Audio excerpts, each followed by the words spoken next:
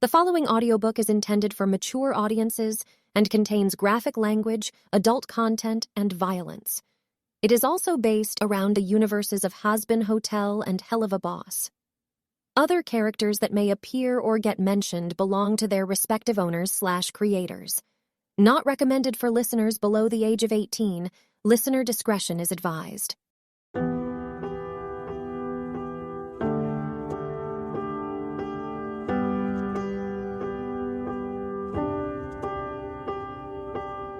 Spades, written by Nerdy Kai and Goofball Dubs.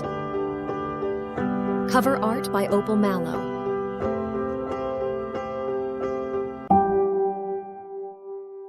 Chapter 1. It was a dark and foggy night in downtown Pentagram City, and the streets were littered with denizens of every kind. Street signs advertising services such as tattoos, weaponry, and drugs displayed overhead. The amount of neon that was present in the city was almost blinding and was hard to ignore. The tallest building was home to anything and everything adult entertainment, which was run by an individual simply known as Valentino. Some say that he has eyes everywhere and that nothing can get past him. But they soon found out that role belonged to the infamous Vox. It seemed like nothing good could come from this district in the Pride Ring, but there's more to hell than murder and substance abuse. In the crowd was a small imp named Rue, who was running some errands for supplies she couldn't acquire in the Wrath Ring. She would make a few other trips into town for either friend gatherings or events that were open to the public. Those were on rare occasions. As she was walking, she couldn't help to notice that there were some storm clouds brewing above, and broke into a small sprint. In doing so, she bumped into several people, including a famous idol known for their performances. She swiftly got back on her feet and continued on, but not before apologizing. "Sorry, I didn't mean to." "It's no trouble, Shortcake. Want to have some fun?" The imp gave a quick, "No, thank you. I gotta go. Sorry again." Her footsteps faded into the night as she frantically looked for a place to wait out the storm. Meanwhile, another imp was preparing to close up shop for the night, as he always did. Alfie had lived in Pride all his life and had gotten used to the city's atmosphere. It wasn't until he was kicked out by his enraged father when he found out about Alfie's decision to pursue music rather than violence. His father had been a contract assassin for many years before the birth of Alfie and wanted him to follow in his footsteps. Hooves, in this instance. The love for music came from his mother, who took him to several festivals and concerts in his youth. You'd be lucky to see the imp without any sort of headphones or earbuds. He would almost get lost in the music he adored so much. Now being on his own, he had to pull his own weight and thrive in Pentagram. He landed at a record store called Ear Nectar and became a stalker for the music establishment. Over time, he grew to love working there, and after years of good service, he would be promoted to co-manager. This was mostly due to the untimely death of the previous owner of the store, who got themselves mixed up with the Crimson Web. It was practically a death wish if you were on the list of individuals they despised or had complications with. Alfie was no fan of violence in hell, but in the back of his mind he knew there was no way of fixing people. There isn't some hotel that can magically rehabilitate sinners. It just seemed impossible. Alfie went to the back room to lock up the storage areas and clock out for the night. As he was turning off the open, neon sign in the window, he noticed an individual pass by who seemed to be in a hurry. Alfie's eyes widened and focused in on the figure that was walking outside.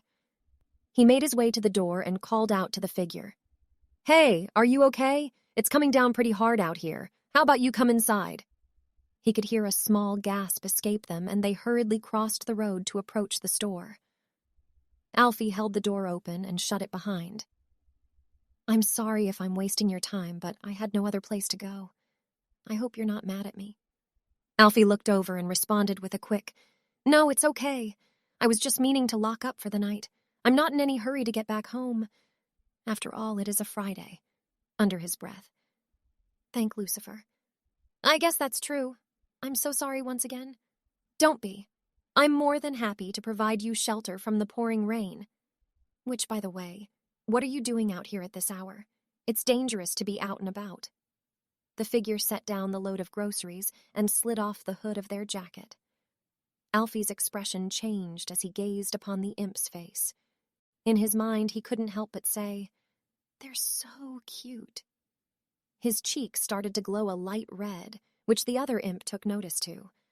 "Are you okay? You're turning red." "Yeah, I'm good, very good. How are you?" Alfie quickly turned around to fix his composure and grabbed the bags she was carrying. "Here, let me take those for you." "Are you sure?" Alfie leaned forward to grab the bags off the floor and carried them onto the front counter. "Let me go grab the fan from the back. Stay put." "Okay, thank you." While he went to the back room, several thoughts ran through the imp's head. "She's so lucky to be alive. Who knows what would have happened to her if I wasn't here? There are so many shady individuals at night. No, they're not shady. They're just awful. I can't just let her go back out there alone. Shit." Alfie was right. This city was no place for their kind, especially considering they were a part of the lower class in hell. With the main source of food coming from the Wrath Ring, production demands grew higher and more demons were fighting over resources. They never got a thank you for the amount of hard labor they put themselves through, just some currency every once in a while. Some real, some fake. Alfie soon entered with the fan he promised and set onto the counter, making sure to aim it in the direction of the groceries. "Here, this should do the trick. I'm Alfie, by the way." "Thank you so much. My name is Rue." There couldn't be a better name for such a sweet imp such as herself. Alfie smiled and said, "Well, it's nice to meet you." "How far away do you live?" "I'm pretty far away from home. I'm from Gluttony, you see, but luckily I have a room at the hotel downtown." "Well, I don't want you walking home in the rain, so what if I gave you a ride there?" He noticed Rue's expression shifted in an instant. The imp's face wasn't full of worry and distress, but hope. "You would really do that?" "My apartment is down that same direction, so I wouldn't be on a wild goose chase." Rue covered her mouth to suppress a small laugh. Alfie turned around to meet the wall of hooks and grabbed his coat, putting it on.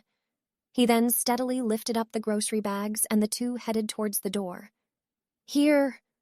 Alfie reached into his pocket and pulled out an umbrella. She took the umbrella and opened it as they exited. The door locked behind them, and they headed towards the parking lot to Alfie's car. He unlocked the car and set the groceries in the back seat before getting in himself. Rue entered on the opposite side, and the two settled into the car seats. Alfie put the keys into the ignition, and the engine kicked on. "Let's get some heat in here, shall we?" He switched on the heater and turned the fans toward Rue. She looked over in confusion. "Aren't you soaked too?" saying in a worried tone. "No, I'm fine. You need it more than I do." They departed and headed towards the hotel Rue booked earlier that day. The two stayed silent and kept to themselves for a majority of the drive, with small looks and smiling gestures to break the awkwardness. Alfie pulled up to the front of the hotel and helped Rue out of the vehicle. Grabbing the grocery bags, he followed her in. Alfie had never been inside here before, but he couldn't but admire all its beauty and coziness. The lobby was dimly lit with several guests either checking in or just socializing. He noticed some signs promoting some sort of meeting or gathering in response to demon pig exports. He brushed it off and followed behind Rue. They took the elevator up to the third floor and exited. Once there, he set down her groceries in front of the door and gave her a kind smile. "Hey, I know we didn't speak much, but it was really nice to meet you." Rue quickly turned around to meet his gaze.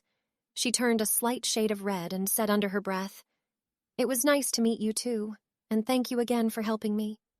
"No one has ever done something that nice for me." She turned away and grabbed her keycard for the door. With a sudden beep, the latching mechanism clicked and the door unlocked. "I'd really love to get to know you better." "Rue, was it?" Alfie took out a small sheet of paper from a tiny notebook and wrote something in it. He ripped out the page and handed over to her. It was his number. "I hope to see you again soon. Have a good night."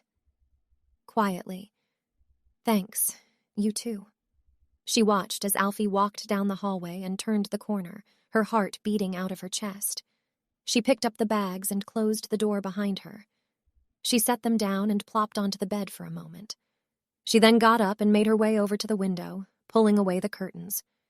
She had never seen the city look so bright and peaceful, almost as if nothing bad ever happened within its structures. She stared out and quietly said, "I want to see him again."